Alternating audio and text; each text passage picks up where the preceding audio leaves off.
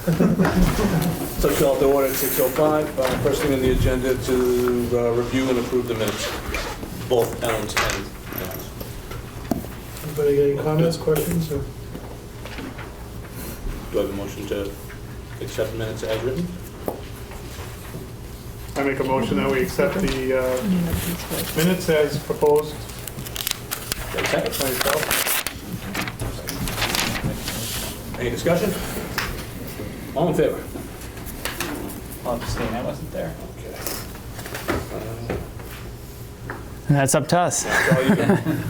All right, well, I apologize for rearranging everybody's tables here, but I thought it would be better if we could sit in a group in a discussion format rather than a presentation format. For the purposes of these study meetings, I think it's helpful if we're all kind of participating rather than me just talking to you about what we're doing here. So we passed around an agenda. It's very brief. This meeting is really just an update. There's no concrete data for us to put in front of you to get decisions on. It's really just kind of an update of what we've been doing and where we're going. So feedback is always helpful, but there's no decisions necessarily that need to be made tonight. We are moving towards our next meeting, which will then present more formal first drafts of everything, and then we would need decisions from you. But this point is just basically a nodding your head, it's going in the right direction type of meeting, or timeout, we've got to change course. So the first item on the agenda is to pass out and look at the first draft of the space needs, and Ellen's going to pass a few of these out. You need to share. I think this one is an extra copy too. You guys can have it. We made a bunch of them, but here's another one. The chief's not here yet. All right. I should point out that the chiefs, nobody has seen this yet, even the chiefs. So though I met with them last Monday and we discussed all of this, none of this has been visible to them before today. So that's why really going into detail is not going to be helpful, because number one, they haven't seen it. I don't think it's fair to them to hold them to things that they actually haven't seen yet. And number two, this is going to need a lot of editing at this point. But if you're looking at it and you turn it, flip a few pages in, the first thing we want to point out is the staffing. So these staffing charts were reviewed in general with the departments. We put them into our format. I think there's probably going to need to be some adjustments here just to make sure it lines up with the staffing that you anticipate.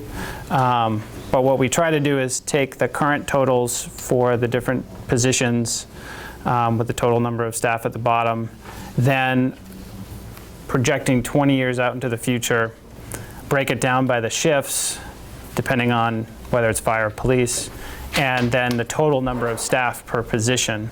So in some cases, because of the shift requirements, the total number doesn't equal the sum of the shifts, just so you don't get caught up into that. And so we have a total fire department staff of 43 and police department of 48.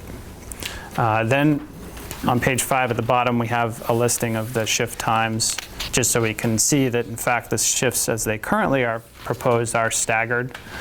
And that weighs into parking requirements. So the next page, page 6, discusses parking for both departments. And depending on staggered shifts, and the more we look at this, we may be able to eliminate the shift change parking, but for right now I have included it. In terms of both departments shift change, we only need one pool of shift change parking spaces because the departments would be staggered. So this has both present day and future day shift requirements, because that'll be the most number of people that are going to be parking on site. It also includes an estimated number of public parking spots, anticipating in the future a training room being used during the day would require an additional almost 50 cars, assuming everybody's driving independently to the site. So we're going from a present need of 66 to a future need of 130. It's a lot of parking, considering you have about 60, a little less than 60 parking spots on the site right now. So what it basically says in general, assuming the staffing is correct, assuming what your needs are in the future, you kind of have to double the amount of parking needs that you have here. But again, that's food for thought, I think, at this point. I also plugged in all of the emergency management site storage that's needed here, which also is in addition to that amount of parking. There's quite a number of trailers and storage that needs to be provided for, whether it's a shed-type building or a Connex box or whatever. There's going to need to be storage for that. Right now, we've shown it all outside and with the vehicles under a cover, maybe a carport or some sort of protection to keep them from getting dumped snow on. And that's another point of discussion because that's going to be a lot of storage space. We did not choose to make this a space inside the building, although it's possible that that could be a desire. Right now, they're sitting outside. The next pages go into the space-by-space listing of each space that currently is included in the building. It starts with shared space, and then it moves on into police and fire department. I'm not going to go over every single page in this book. There's a lot of them. You guys can flip through it, and you can always send us comments about it. And I know that the chiefs, I'm going to ask them to go through it in detail and give me specific comments. We'll also be following up in the future with a draft that has the diagrams on it. This draft doesn't have the diagrams you'll see in mine. I actually have the diagrams in mine, but they're all marked up. They're not complete yet. So in shared space, the only thing to really point out, discuss in some form is the public meeting room is scheduled right now for 50 people. And we talked about the needs when I was out here doing programming discussions with the fire department that needs to have the kitchen be able to serve the training room with meals, both for EOC activities and for potential need for serving the public from this facility. So a 50-person meeting room seems reasonable if that's the goal here. It's about 1,000 square feet for that. But it does mean that in terms of the arrangement of the building, that space has to be close enough to be able to service that training room facility. So it does have some impacts on the design of the facility. The fitness room, another important aspect. It's a big room, first of all, because you're doing police and fire here, so the anticipated need is 4 to 6 people at a time maybe working out in there. But we've also positioned it currently that it can be used by all town staff. That's a management decision on the town's part. It's not my call, it's your guys' call to make whether you want that or not. But that would require a slightly bigger room because you have to anticipate other town staff coming, parking, working out. But then it also should require a separate shower room.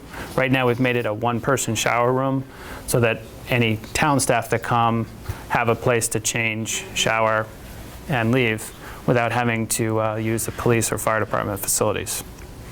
So it's a little bit bigger than maybe other fitness rooms in other departments, but if that's in fact the requirement that it does service the whole town, I think that's entirely appropriate for a size. We have a dispatch room with 2 positions with a 3rd spare position and their current requirements for their future facilities. And then other building support spaces like janitor's closet, mechanical rooms, all that sort of stuff. In the police department, it's fairly straightforward for both departments. 171 Middle Road. 91-year-old female has fallen. Caregivers on scene. 171 Middle Road. 91-year-old female who has fallen. Unable to get up. Caregivers on scene. At this point, yeah. Yep. At good point, Mark. At this point, we are planning for an elevator. Just for planning purposes. As we go forward into the design of the site, which is, Ellen will touch on that in a minute, we may be able to eliminate it. Sure. So right now it's just in the space needs in the plan, but as we go forward and develop the final recommendation, the final recommendation may not even include an elevator, depending on the building configuration.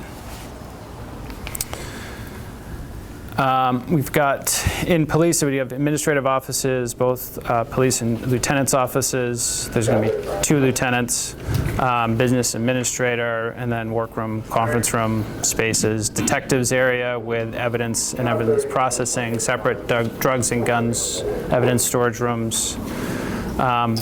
Patrol area with a supervising officer space, sergeant's space, all the normal roll call. Space for the animal control officer, an office space for that person.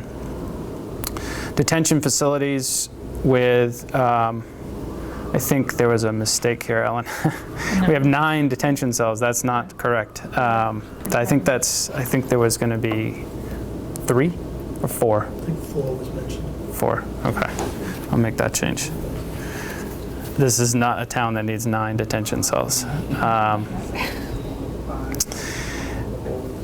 Support spaces like locker rooms, shower rooms, break room, armory space, garage, and that wraps up the police department. In the fire department, there's a bunch of administrative offices, conference room, waiting area, dead record storage, and the apparatus and support spaces. So there's 5 bays, based on the apparatus that they've laid out.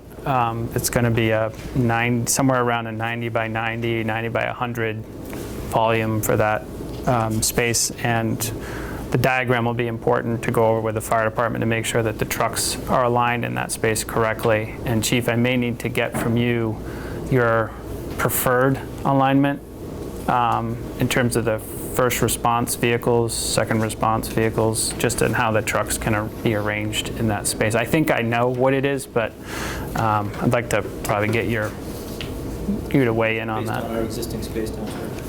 It's based on what I think your first primary response vehicles are. Based on backing apparatus and its stacking? Or Yeah. Yeah. Yep.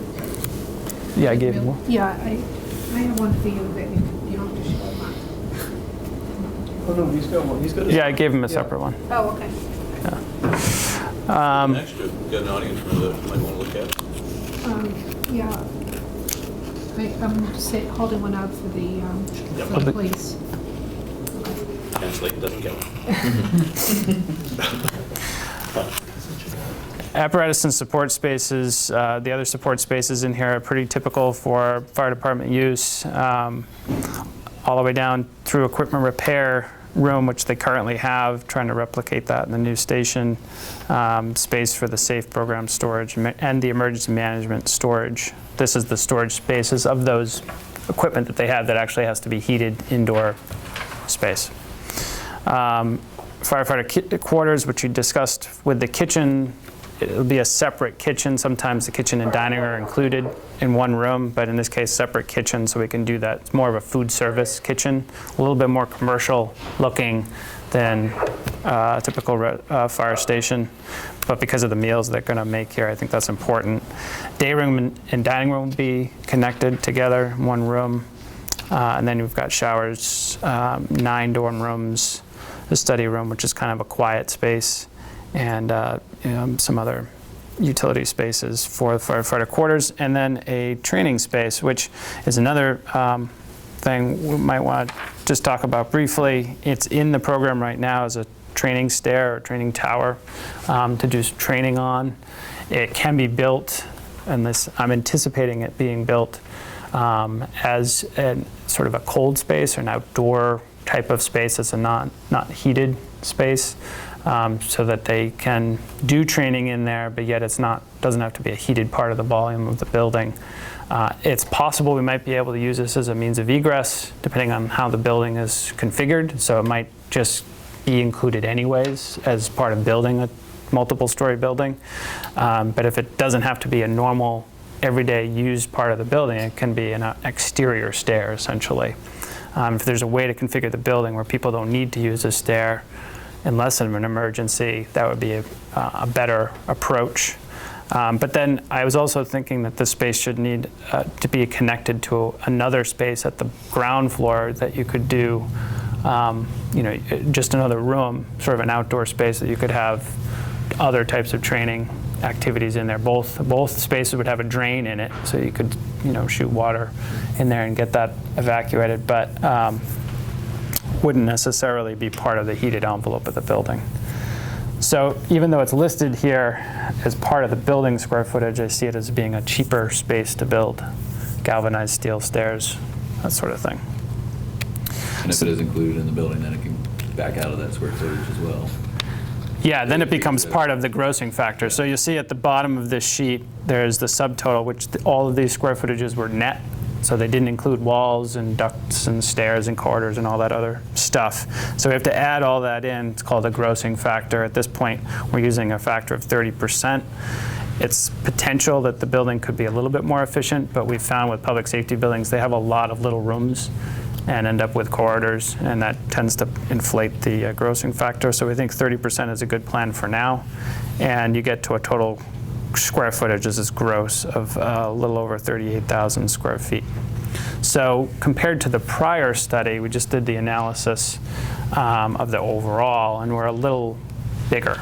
This building's about a little over 4,000 square feet bigger than the prior study. But this is, again, first draft, haven't even looked at it with the chiefs. This number is going to change, no question about it. It may go up, it may go down, but it'll be different the next time you see it.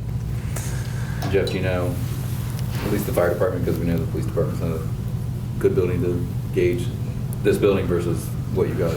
Significantly larger. Do you know the size of this current building? Square footage or the approximate dimensions? I don't remember if we pulled that number off the report. I have it here, though. I can tell you about.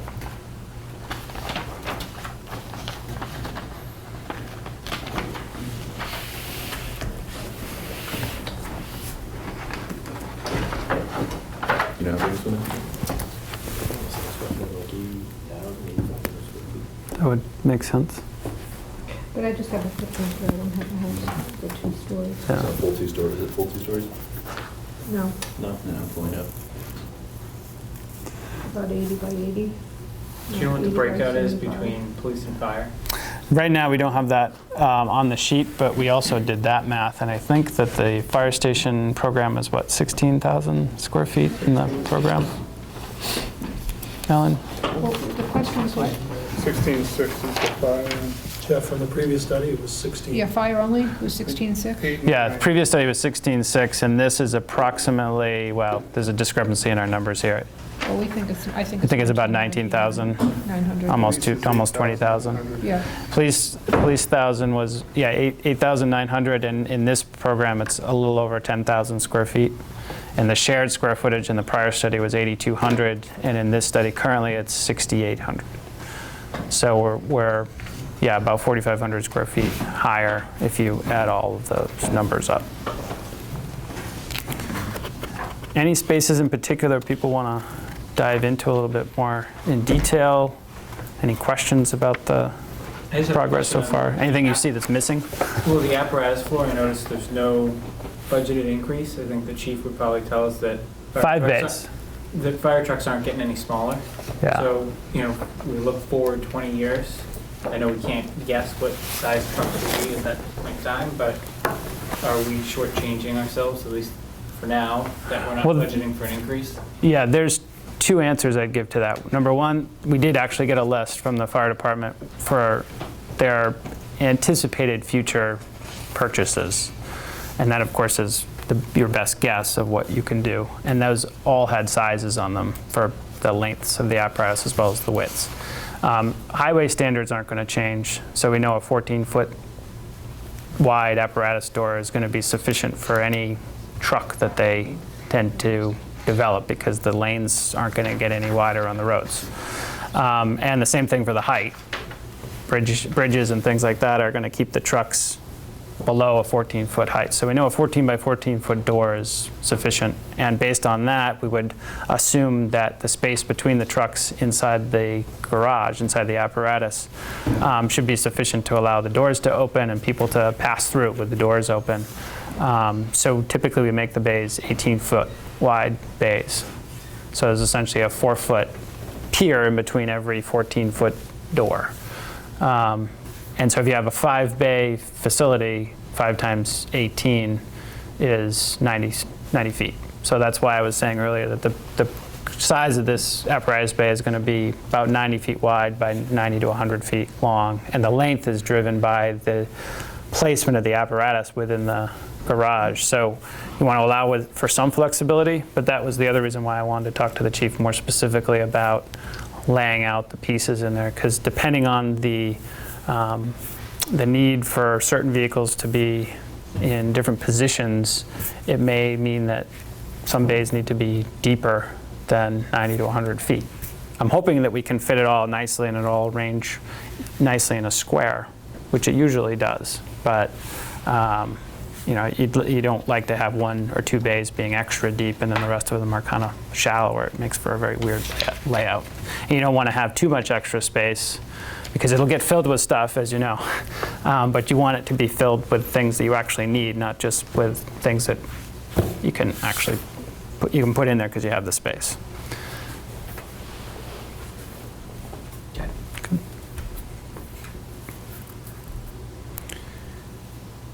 Any other questions? Anything people see that doesn't look right so far? Okay, well, I know you just got it, so I'm going to give you time to take a look at it in more detail, and the chiefs can get back to us with more feedback on this. And again, we're going to try and get the diagrams in there as soon as possible, and we'll probably email that out with the diagrams in it. And by the next time we meet, it'll be more productive because you'll have had time to digest it and really go through it, and then we can sort of get through it in detail. So that's the first item on the agenda. The second item is to review our concepts that we've put together going into the site analysis and site options. We don't have a handout for this. It's all on the agenda. We've got, I think, 7 or 8 different options that we were going to explore, and we've kicked them around the office. Conceptually, we've started to make notations and diagrams about them, but we didn't have anything that was, I think, sufficiently complete to bring to you tonight. So we want to talk about them just in concept here. The first one, and they kind of go in progression from the least amount of intervention to the most intervention. First one is item A. It would keep both buildings on the site, both existing buildings on the site. Would make light changes to the fire station, plus an addition for the police department. The existing police station would be repurposed. It would be retained, but repurposed for non-public safety use, and there would be no property expansion. That's basically the don't make as minimal change as possible to the site. That may not actually be feasible, but I think it needs to be studied just to touch all the bases. Item B, keep both existing buildings, do a more intensive renovation of the fire station, plus a major expansion addition for the police and fire. We're going to add a bay for the apparatus to make it 5 bays. We're going to try and do it all on the existing property, which probably would mean variances from setbacks. So this is going one step beyond item B, or item A. Number C is basically the same as what I just said, but this time we'd increase the property, expand the property so that we wouldn't have to require any variances, and we could best align the addition of this building with what works better for the police and fire department, so we wouldn't be as constrained within the property lines. D would keep the police station only. We would, in this case, demo the fire station completely. Is that a typo and you're talking about tearing this building down and keeping that one? Yes. Okay. Not a typo, that is what we meant to say. Demo the fire station completely and construct a new public safety building, but no property expansion. E basically is a minor expansion on that. Just add property expansion to the table. F, this one starts to get a little more radical. Demo the fire station completely and move the entire complex down to where the septic system is down closer to the main street. We'd want to keep the 50-foot at least apron for the apparatus in front of the sidewalk, but we'd also propose swapping, expanding the property down along the street line and swapping the rear part of this property for a property that's down closer to the street with St. Mark's. An advantage of that is that the building gets closer to the street. means that everything isn't way back here up at the hill. It's a little bit more visible, better presence on the street, and maybe it gives St. Mark's, their fields can be a little bit more consolidated. In this case, we assumed that the current police station would stay there because of the historical nature of it, but I think option G puts out the possibility that we take down both buildings, and there's more flexibility of giving them more of the land on the back of the site if we're able to take down the police station. Grading issue. And that's right, another big thing is that we get away from this hill, and we're more in the shallower part of the site by moving the building down there. And then the last one would be the same as that I just said, but maybe keep the police station and find another use for it, like emergency management. I don't know that it's realistic. Mostly it needs storage, and that doesn't really have storage space in it. At least they can be used by emergency management, which has mostly trailers. But the possibility was to reduce the size of the public safety building. But after looking at the first draft, there's not a lot of space we can really pull out of the public safety building for emergency management. There's an office and a couple storage spaces, but most of their space is needed on site. So I'm not sure that's a realistic option. So that's the sort of range of options that we've come up with. Not all of them are going to be realistic or feasible or desirable, but I think at least many of them need to be studied to make sure we're touching all the bases. This can be the most complete study, gives you all the possibilities, and then from there we can look at the advantages and disadvantages of each and start to move in on a direction, both in terms of the budget, in terms of the department's needs, and taking into account the town's capabilities for potential land use swaps and that sort of thing. What do any reactions to that list? Off the top? How far west would you need to go property-wise? We don't know exactly yet. We don't know that we'd have to go all the way to the intersection, but it depends, A, on the configuration of the building, and B, on the parking layout, and the septic field. If we were to assume that we wanted to stick with current zoning requirements and not go for a variance, if we're essentially making a new site, we'd have to maintain a rear setback, side yard setbacks, and front yard setbacks. And if that's the case, that suggests a certain size piece of property. We also need to configure the sewer system or the septic system to work with the new building. The advantage of going down at the end of the hill, and if you build off to the side of the septic system a new building, then you can keep the current facilities operating, current septic field operating, and build all your new construction in a new septic field on the side, and then take over the existing septic field as parking after you move into the new building. I don't know if that's a realistic advantage. I don't know if it really saves you any money. It may be more expensive in the long run. But by the time we come back to you next week, I think we will have an answer to that question. We'll have a lot more detail about how it's going to work, how much more land we would need, and comparably, how much land we'll be able to give back versus how much are we taking on the street front. At the end of the day, it might be worthwhile to take it all the way to the intersection just for the ease of configuring the property, but I don't really know the answer to it yet until we've studied it. So the one thing to consider as you get closer to the intersection, that is St. Mark's considers that their visual corridor. Got it. Along the sustainable meadow, because it gives a nice view looking up onto their property. So the more we take, the harder it is, yeah. The harder it is. Got it. And, blocking it or taking it completely, Not an option. Yeah, it becomes, and that's where, Heritage Day is staged, which is, one of the main community events. So anyway, that not to throw cold water on that, but I think it's something that could be more problematic, trying to take more of Main Street, even by giving them some more in the back. Yep, that's all good things to add into the study. Again, it's something we need to make sure that we're looking at all these bases, and we'll add this stuff in and say, you know what, the negatives outweigh the positives, not worth it.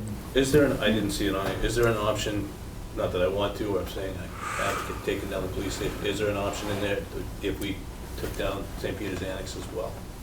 Hadn't thought about that. Is that? We put that as, if we're going to explore all these options, Yeah. we'll probably look at that and see. Yeah, that is one thing that Ellen had mentioned Not that at the very it's gonna beginning. happen or it could happen, but it should be at least explored. Yeah, we can add that to the list. Certainly. I think so. I don't know about anybody else. Where's the annex? The police The station. police station. Yeah.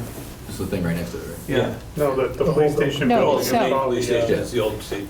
Peter's Yeah, Annex. in all of these, we were assuming we could take down the garage. I think that was something I I think heard that's a at the given. I think briefing. that's a Yeah. given. It's, Yeah, 'cause we need it also. Ideally, we'd like to see the building stay if possible, but if it can't, we just want to see what the option Yeah. would be, like what we could fit on here. Yep. On the current site. One thing that's important with the planning going ahead is to really get your feedback on the parking. Because, 50 cars makes a big difference, whether the public is going to park on site or the public's going to park off-site. And I don't know where they park if they were off-site. I don't know, people normally, I don't know if it's allowed to park on the street there. I didn't see any No. spaces there. The library would be the only place if you had some event, but they have stuff going on. right. So I would assume we're in our current trajectory is to plan for all parking on site, unless there was some Yeah. ability to do it off-site. And I think to the chair's point, that, we need to make sure that we take a look at all these options, because while we'd like to preserve this building next door for whatever use that there may be for it, or whatever decisions happen after the fact, I think that, if there's a real price tag attached to it, we need to understand that. And it may be that it's not feasible, from a cost perspective, it's gonna cost us more to go around it than it would be to actually address the issue. Right. And that's something we'll be looking at as well, to find out how much it costs to rehab it, I guess, what you say. Right. Okay. Can we do that? Mark, to back up on your comments about St. Mark's, Sure. are you saying that they really don't, they wouldn't be amenable to taking any of Main Street, or it's not too much of it? So, the only, comment that I've had from the headmaster is that, they'd be willing to try and make this work for us. So I think we need to try and have an understanding as to what we need to make it work. You've got a little bit of a divider, in terms of some wooded area in between this property and the visual corridor. Are we talking about taking all of that wooded area and a little bit more, and then them having to replace that, which then narrows that corridor? Are we talking about going 100 feet beyond that that wooded area? I guess it's a matter of what we're looking to do, and then, what the cost is going to be, whether it's in a quid pro quo for another piece of property that they might be interested in, or some other arrangement. So, but that's the purpose. I think that's what we'd like to do, is have an understanding as to where we're going to be, Yeah. and then we can actually have a discussion with St. Mark's, with some tangible information. Sure. Yep, that makes sense. I think we need to look at it from their perspective to some degree, to find out where that line might exist. Where's that line on the map Right. of Right. where they're going to say that's too far and Right. can't go any further than there. Right. I mean, I think, a little bit to the west and a little bit to the north, is more palatable than, coming further south and going further west. Yep.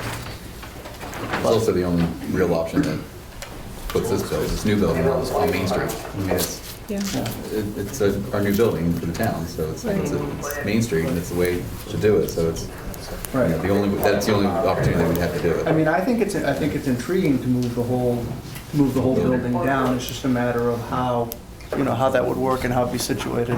Yep. And then, it seemed like the site is a major issue. There are there's a lot of wording, I guess, in the old reports about how difficult the hill is to navigate in the winter. Mm-hmm.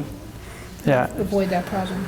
And there's certainly, aspects of doing a building that doesn't require an elevator, so taking advantage of the site Sure. to make that happen. Sure.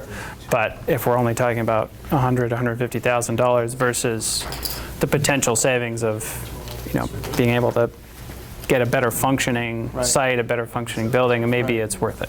But I think, as you pointed out, we have to weigh all these against their various advantages and disadvantages, and that's what we're going to actually present at our next meeting. Right. I mean, absolutely. I mean, if you move the building closer to the street, obviously you eliminate some of that traffic pattern issue that that we've been trying to figure out. Yeah. So, that's why you're here.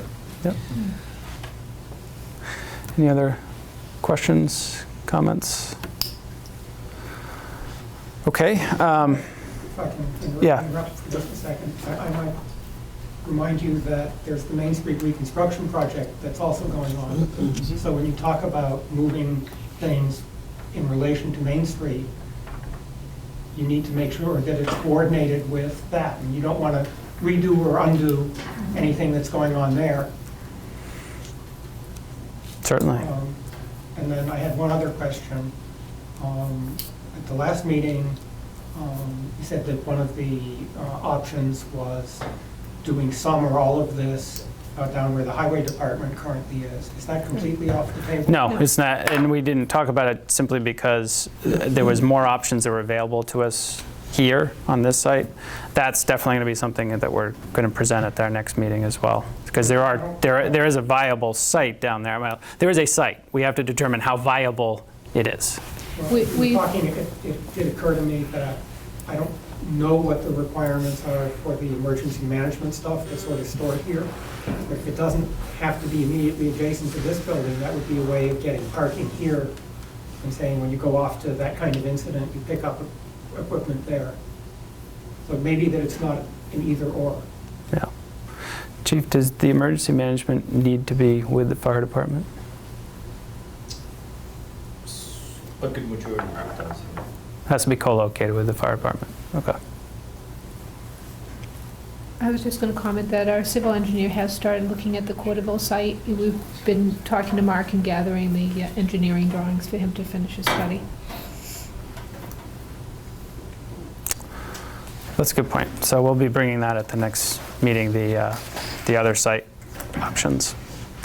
And lastly on the agenda is to review the project schedule. We have a more detailed schedule to look at today. We handed it out at the beginning. We had agreed upon Mondays being our meeting date, but there's a couple of Mondays that, after looking back at our calendar, we just can't make personnel-wise. So we're hoping to indulge and meet on a couple of Thursdays, if it would be possible to do so. So after today's meeting, 26th of October, we'd like to meet again on the 6th of November, which is next week. It's the Thursday of next week. I can't make any Thursday meetings. Any Thursday meetings. No, I have a standing meeting for the next 12 weeks, unfortunately. So, you can live without me. How many Thursdays did you have? Well, I think there's a issue with the schedule there, Ellen. It says 5 November on the next meeting. What time do you guys start with Is it 5 November? 17. No, it's not advised. I got it helping on the class. Oh. Say 6 and So 5, that'd be in 6 is just Springfield at review the 5:30. draft. but that's after the 5th. No, advisories are Wednesdays. Oh, yeah. I So could take one I think this date's wrong too. of these. No. Which one, this November 5th? 5th is next Thursday. 5th is the next Thursday meeting, Yeah, yeah. this should just be. And then the 16th of November would be the following meeting. That's back on a Monday. And then the 3rd of December, which would be back to a Thursday again.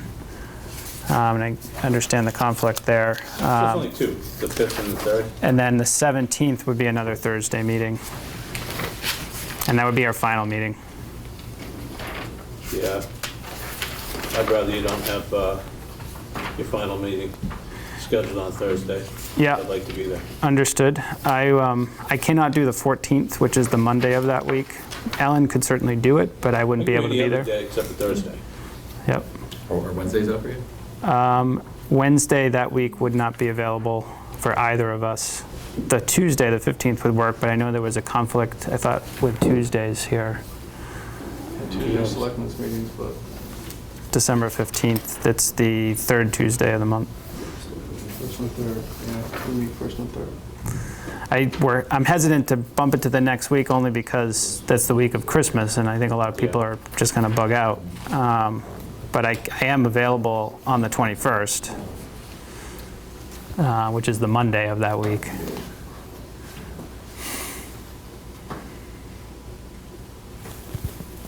I think especially for that last meeting, it's important that we make sure we have everybody here that can Yes. be here. I agree. So Yeah. 21st? it's up to you whether you want to move it to the 21st. I'll need to move it to any day but that Thursday. I cannot make Thursday. So Wow. whatever works for you guys that I week. think we're like 2 is months better. away from there now. I mean, we can pick that date in another month. You know, Al's not here. Yeah. No, his availability. Yeah, we did say, I don't think we need to lay the schedule out that far in advance at this point. we did say Mondays Pick work. the next 2 meetings, and we'll play it from there. We did say Mondays work as a general meeting date, so the 21st, I think, is Why don't falling you- within why that don't same Why don't you just logic. pencil it in at this point for the 21st, because obviously we were revising it from what it was set the last meeting. Right. Yeah. Yep, And we could spend half a meeting just doing schedules. Yeah. yeah. I mean, there's enough of us, we could be here for all Thursday's year. the only days I'm unavailable. Yeah, understood. So we'll tentatively leave the schedule as is, but change the 17th of December to the 21st, and Okay. Thank you. go along until we hear revisions. Now, just to be clear, that means we're meeting next Thursday. November 5th. So and you won't be able to be there. Okay. Thursday, Um, November 5th. Well, what about the, or that's one, we don't know yet, right? Because that's a Thursday. Well, no, I think we'll leave it as we've written it, except for the one change, yes. What we will try to do is send our materials out as much in advance as possible so that people that can't be there can weigh in, can at least see it and send your comments in.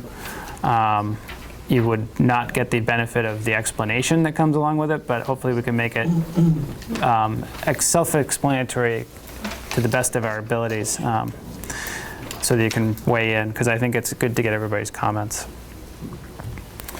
Okay, so with the schedule resolved temporarily, Sure. is there any other new business, any other items that people want to discuss? That was it for our agenda.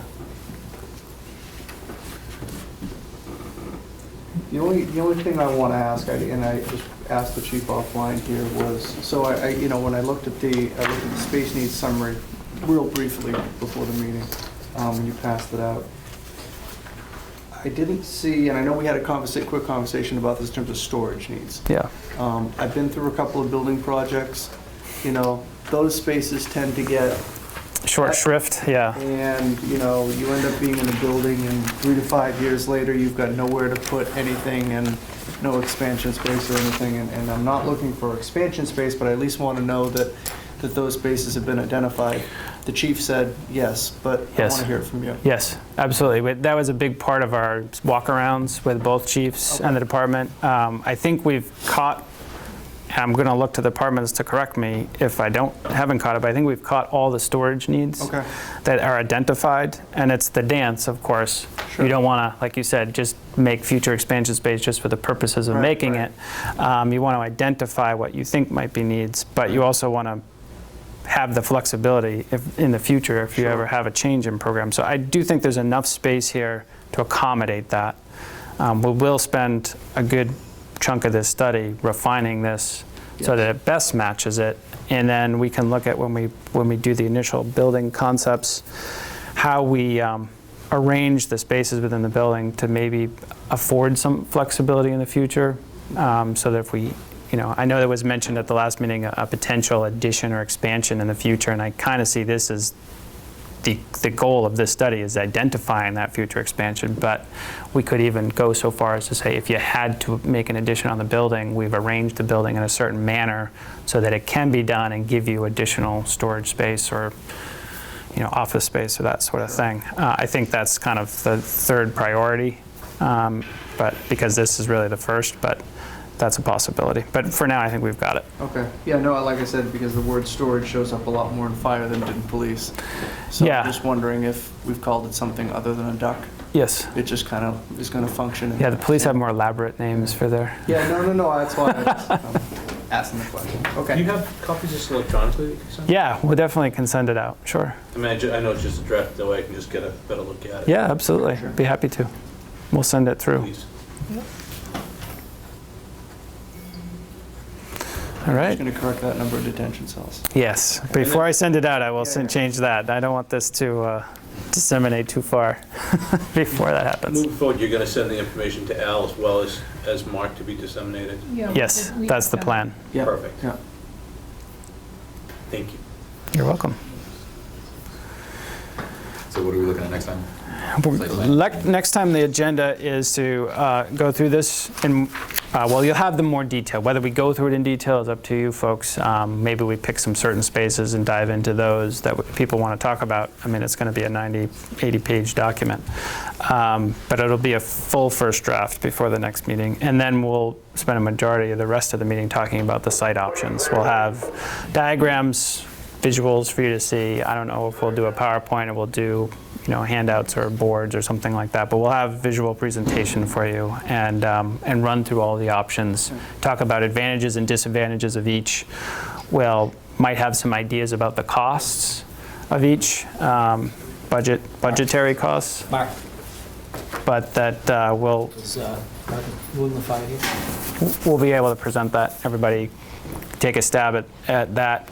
The goal at the end of that meeting is to make a revision to the draft space needs, unless it's perfect, which I doubt, but make a revision to that, and then get more direction on which options of the site studies that we need to do more work on. Some of them, in the next meeting, we might be able to say, we have enough information to say this one's off the table, and we'll pause it at that stage and we won't bring it any further. The others we might want to bring further, and then as we continue on from that meeting, we'll be able to keep narrowing down the options until we've kind of hit on one or two that we want to bring to final completion. We do it that way just because it gives us more time to focus on the ones that are more realistic, but also we find that it does, there's a stage at every project where people feel like they have enough information to make decisions, so we don't want to keep spinning our wheels on things if we don't need to. So those are the goals for the next meeting. And that includes one or two? That'll include the other site as well. Absolutely. Is there a way, so obviously we're going to continue to make changes in this document, is there a way that we can track our changes and memorialize them, so to speak, so that we can kind of see where we've been and what we've done? What we've done in the past, we did it over in Weston, we have like we can keep a separate sheet that has just a tabulation, first draft, second draft, third draft, and then in percent change, or plus minus change between the drafts. That's no problem. Union negotiations, we just have that every meeting. It's like, here's what we did last meeting, here's what and this is where we start from moving forward this way. So if we had something like that, just to be able to track what we've done, I think it'll help the committee to better be able to articulate, where we've been and how we got there. That's a great idea. Okay. Do that. Thank you. Anybody else have any comments, questions? All right. Great. Great. So next Thursday? Next Thursday, we'll be back at it. Motion to adjourn. Anybody? Motion. Second? All in favor? Well, congratulations on a quick meeting. You're going to have to tell Al.